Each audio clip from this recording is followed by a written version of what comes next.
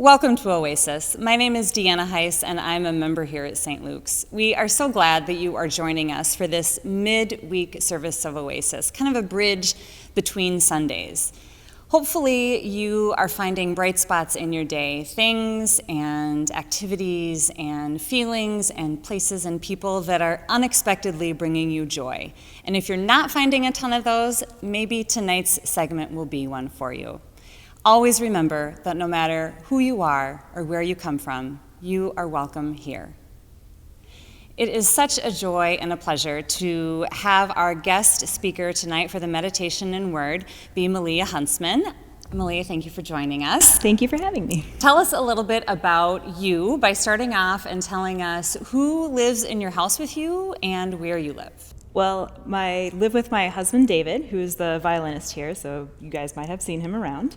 And I live with Elliot, my 4-year-old son, and Kai, my 2-year-old son, and my very mischievous dog, Mowgli.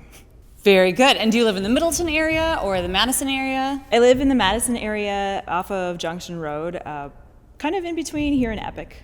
And one of the things that I'm doing with people that I love to do is allow congregation members to get to know people a little bit better who they might see but not get to talk to, especially right now.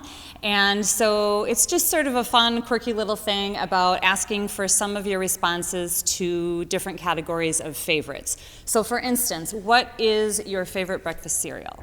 Lucky Charms. Lucky Charms. Favorite time of day? Early morning before the kids are awake. Favorite park or walking trail in this area? Stricker Park. Favorite band? Metallica, which is not one that most people would expect me to say. But a lot of classical musicians really love Metallica. Their music is complicated and interesting and just really fun to play. Favorite movie? About Time. Favorite ice cream flavor? Black Cherry. Favorite local restaurant? Los Tapatios, which I just discovered last night, and it is the most authentic Mexican food that I've had since here. And I'm from California, and it's authentic Cal-Mex, and I'm so excited about it. Easy last one, favorite color? Cerulean. Oh, what is that? It's a blue. It's kind of a cross between blue and teal. So what brought you and David to St. Luke's? How long have you been members, and what attracted you to the St. Luke's community? We've been here for about 5 years now. We were looking for a church for a while, but hadn't found anything that really felt like home until we got to St. Luke's. We found St. Luke's actually the Sunday after I got home from the hospital after giving birth to Elliot. I was desperate and was pleading with God, saying, if you want us to raise our child in the Christian faith, let us find a Christian church that we can call home. And we picked St. Luke's because they had 4 services on the hour every hour. And with our unpredictable schedule as new parents, we thought, okay, we can make one of them. So 9 o'clock rolls around, we're scrambling around. 10 o'clock, running around. 11 o'clock, or 8 o'clock, we missed that by a lot. And then 10:57, we leave the house and somehow managed to make it into the church in a pew before Jeff starts the first song at 11 o'clock. And I think it was a little bit of a mini miracle because God wanted us to hear the praise band and wanted us to be attracted to St. Luke's for the music and for the preaching. And we fell in love, and now we're home. What are the things that have continued to nourish you here and kept you here? The people. That's my number one answer. I love the people here. I'm friends with so many members of the congregation. Everyone is kind and caring and into acts of service. People showed up at my front door with food after I had Kai, and I barely knew them, and it was wonderful. And then, of course, I'm here also for the preaching and the music. Jeff does an amazing job. Praise band is so much fun to play with. Gets me out of my comfort zone as an oboist to play with a rock band, and I really, really love it. And you mentioned music, and that's really how, for those of us who don't know you, and I'm lucky enough to go to Bible study with you, so I know you a little bit from that, but for those of us who don't know you, we would recognize you probably from Sunday mornings or Easter or Christmas because you are a musician and you play the oboe. How has music influenced your faith life? Music and faith go together for me in terms of worship. First and foremost, it's a way of connecting and praising God for his creation and everything that he's given us. And it also requires a large amount of trust. So walking out on the stage, for me, whether it's the first time or the 500th time, I get nervous, and there's an element of trust involved. And it's a bigger picture of trust for what should I be doing with my life.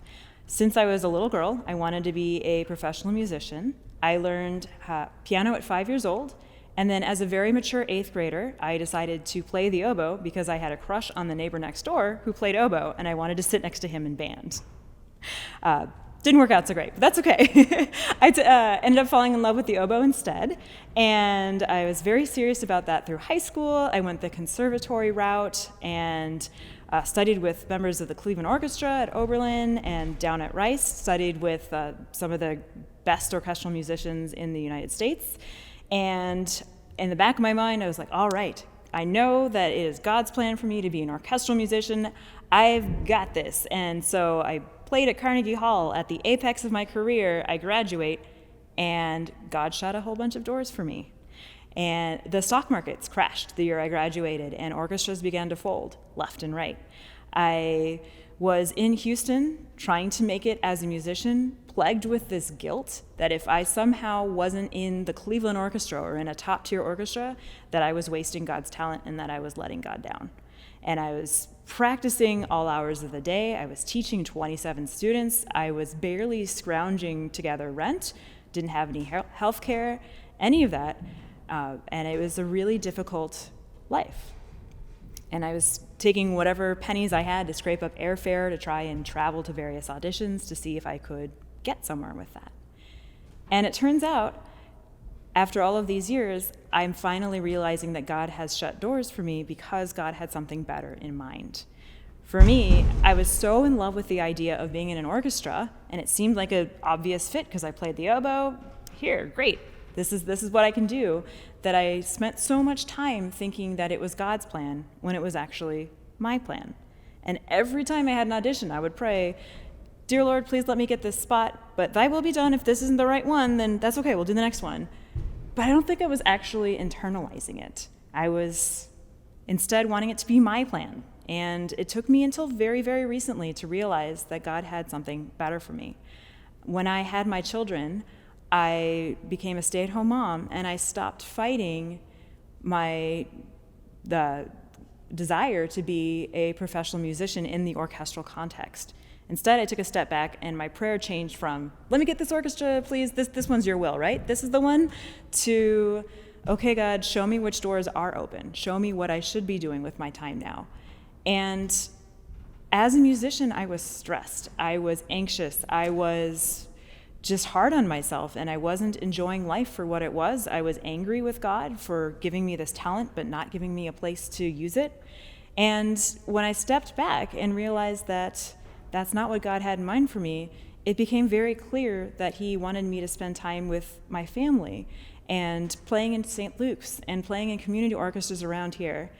And what was once a chore of practicing and locking myself into rooms and making reads until hours of the night and just really beginning to fall out of love with my biggest passion, once I turned it over to God, it became fun again.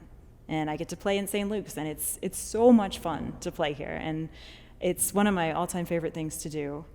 And when I'm with my kids, I know that there's nowhere else I'd rather be. And I realize now that God has used music to bring me to where I need to go. I would not have met David had I not pursued music. I would not have moved to Wisconsin had we not struggled so much down in Houston professionally, and we needed a job that provided healthcare, so we moved to Wisconsin. I found St. Luke's, and it was a place for me to play, and I'm just very grateful for what God has done in His plan for me. It took me a long time to get there, but I can definitely say I'm there now. And so it makes me think of Jeremiah 29:11. "For I know the plans I have for you, declares the Lord, plans to prosper you and not to harm you, plans to give you hope and a future."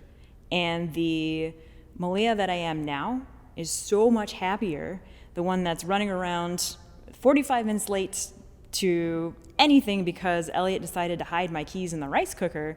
That is a happier version of me than the locked up into a practice room neurotic oboist me, and I'm really grateful for that chance to live a more peaceful life.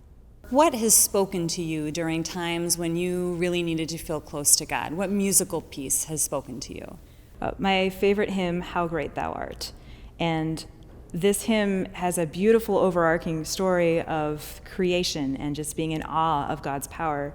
And then it moves to the chorus, then sings my soul, my Savior God, to thee, how great thou art, how great thou art. And then it moves into the sacrifice that God gave us through his Son on the cross, and what a painful, loving sacrifice that was. And then it echoes the chorus, my soul sings to thee, how great thou art. And then at the end of the hymn, God welcomes us with open arms, and it is a beautiful depiction of the Christian story.